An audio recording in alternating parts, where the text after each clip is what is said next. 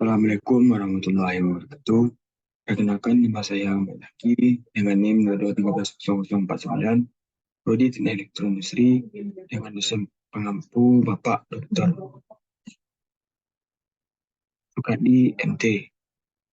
Baik, saya akan mempresentasikan uh, tugas proposal saya yang berjudul Rancang Bangun, Buka dan Tutup Jembatan Penyeberangan Otomatis Berbasis Mikrokontroler.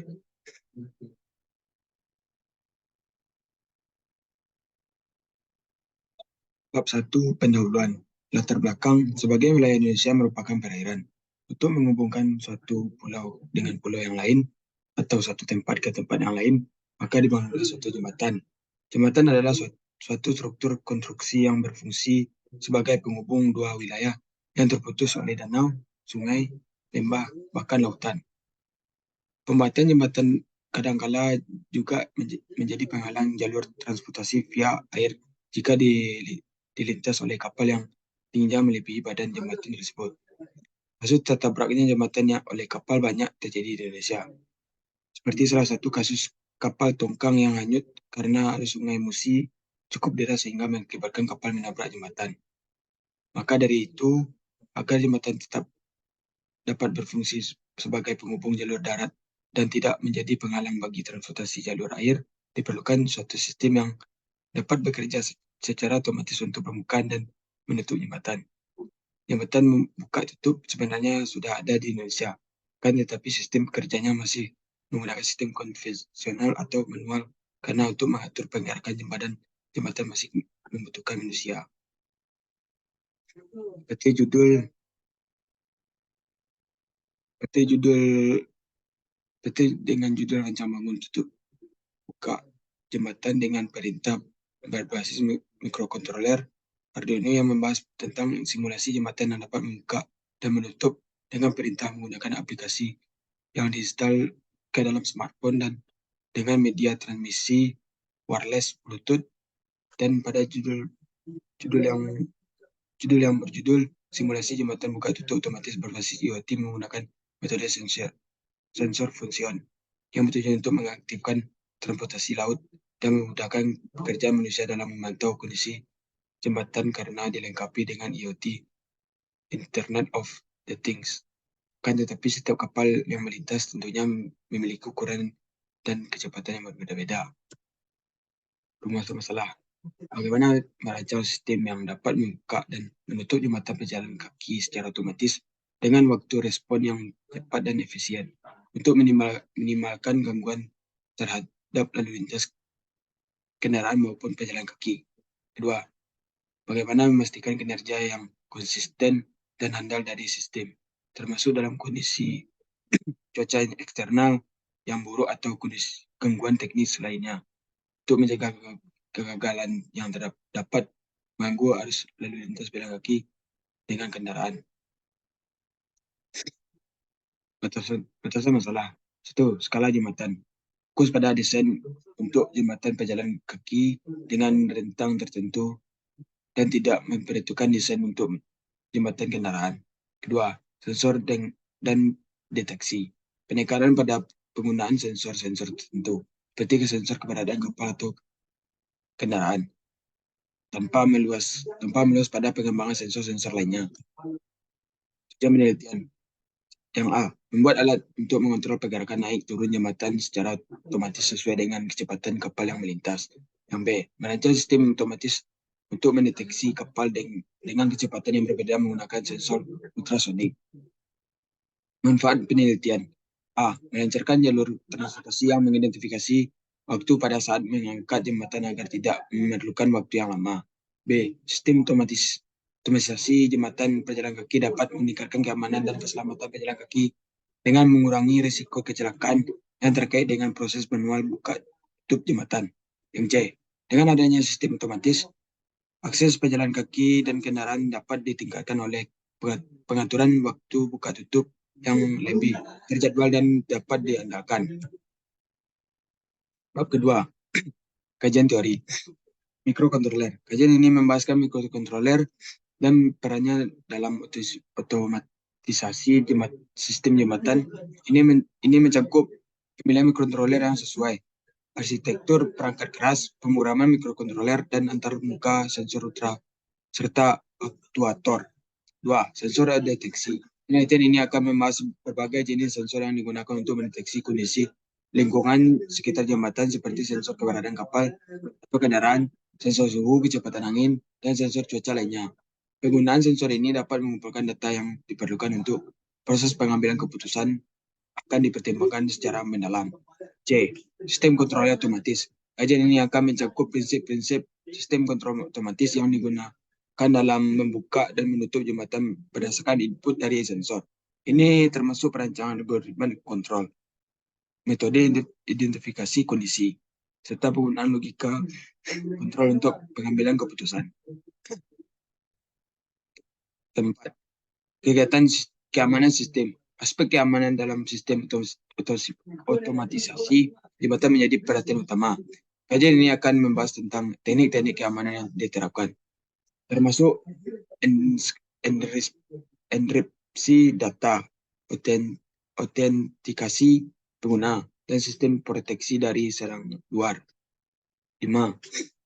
Manajemen energi. Pentingnya manajemen energi yang efisien dalam sistem otomatis jembatan juga akan menjadi fokus. Ini termasuk strategi manajemen daya, penggunaan sumber daya alternatif, serta pengembangan solusi cadangan untuk memastikan operasi yang stabil bahkan dalam kondisi kegagalan. 6. Pemeliharaan dan perawatan. Aspek ini akan membahas tentang strategi perawatan yang diperlukan, seperti pemeliharaan rutin, pemantauan kesehatan sistem, serta perbaikan darurat untuk memastikan operasi yang lancar dan andal dalam jangka panjang. Hipotesis umum. Prototipi ini dibuat untuk mengendalikan jembatan secara otomatis. Jika ada kapal yang melewati sungai dan terdeteksi oleh sensor ultrasonik, maka prototipi ini akan bekerja sesuai pemrograman yang ditanam pada Arduino Mega 2560. Pembacaan sensor ultrasonik dapat berfungsi dengan baik pada akurasi 99,26%. Hipotesis khusus. Penggunaan sensor suhu dan kecepatan angin yang terintegrasi pada sistem otomatisasi jembatan penyeberangan berbasis mikrokontroler akan menghasilkan respon yang lebih cepat terhadap kondisi cuaca ekstrim, meminimalkan gangguan terhadap operasi normal jembatan. Implementasi algoritma kontrol adaptif pada mikrokontroler untuk jembatan penyeberangan akan meningkatkan efisien pengguna energi selama operasi, mengurangi konsumsi daya secara signifikan dibandingkan dengan sistem kontrol konvensional. 3. Integrasi sistem keamanan yang canggih, termasuk autentikasi ganda dan enskripsi data pada mikrokontroler akan memperkuat keamanan sistem otomatisasi jembatan penyeberangan dan mencegah akses yang tidak sah sesuai efektif. 3. Bab penelitian. Metode penelitian. Tujuan penelitian ini adalah membuat alat kontrol pintu berbasis Arduino dan Android untuk keamanan rumah, yaitu pintu gerbang secara elektronik tanpa harus menggunakan kunci konvensional. Penelitian ini menggunakan metode eksperimen. Eksperimen ini dilakukan perancangan blok-blok rangkaian dan software yang untuk menghasilkan alat sebagai tujuan awal. Dengan menggunakan eksperimen terhadap rancangan dan pembuatan alat ini, diharapkan akan didapatkan rangkaian serta pemrograman sesuai dengan fungsi serta tujuan dari pembuatan alat ini. Contoh alat 1, sel gastral piezoelektrik. Bagian ini berfungsi untuk mendeteksi ketika pintu dibuka secara paksa. Mikrokontroler Arduino. Bagian ini berfungsi sebagai pusat pengolahan data atau dapat dikatakan sebagai CPU, Central Processing Unit. Tugasnya mengolah semua data yang masuk dan data yang keluar. 3. Bluetooth. Bagian ini berfungsi sebagai alat untuk mengkomunikasikan smartphone Android dan dengan mikrokontroler Arduino.